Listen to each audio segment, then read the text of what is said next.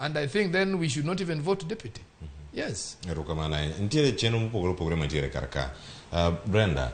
iero mara jalup gavana iero kod gavana kaka otiko achiel mana kaka jatend piny Kenya bende gi jalupne nitiere karkacha ogi ng'amago ombulu ne deputy governor kende kata ng'amago ombulu ne governor kar kende kinde mino ka giruto timore jotelo masaya bende osebiro kacha mpogoro opogore ng'a winje duonda oburo gi ng'akachiel koda ka Chris Nombaka jotelo madongo manitiere karkacha to gino mane giwacho bende ang'o non kiwacho ka ne gitemo to notamogi ka weche koro osewuok oko gigi matimore Siaya kine okacha tielo mokwongo nyalo bedo nade ka onani gimore mare wachako gi wach Siaya to wan kama nagi jogo ke county no mano Siaya magi machiegni kodu county maru dhi bedo kanyo ka entiere sani jalup gavana onge gavana ni kacha gi jogo nego beno tiyo godo mi paro machalo nade en gima rach kapodi kata higa poko rumo chakre jogi kaw telo mar Siaya county to gisechako gwandre makoro gichope point ma itimo impeachment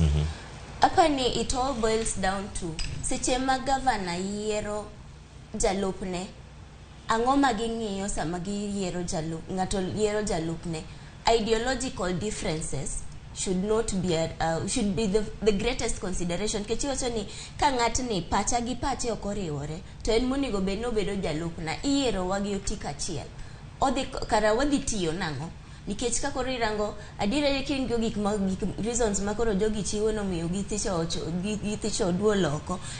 they are very frivolous grounds ma ok apar ni Senate can uphold. I do not want to preempt gima dhi timore Senate lakini kata king'iyo the first impeachment mane wasekuongo neno mar governor kaka deputy governor otere Senate mano deputy governor machon Machakos Bernard Kiala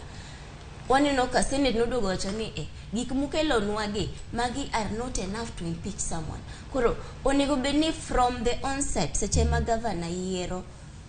jalupne nikech mano to power momiye nikidwa run for governor jalupni in miyiero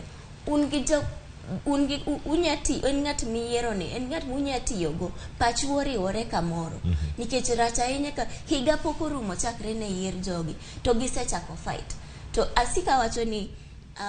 Luo Nyanza to we wach Siaya nikech aja Siaya we will always be 10 years behind in devolution to koro with such kind of things we will be 15 years nikech wachal jok madwa waste higni abich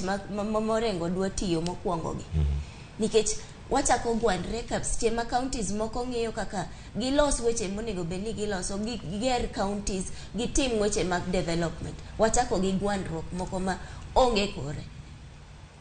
ipenjo ka be poni wach mar Kenya Kwanza gi Azimio dhi donje it is most definite nikech we have reduced ourselves to a situation to a point ma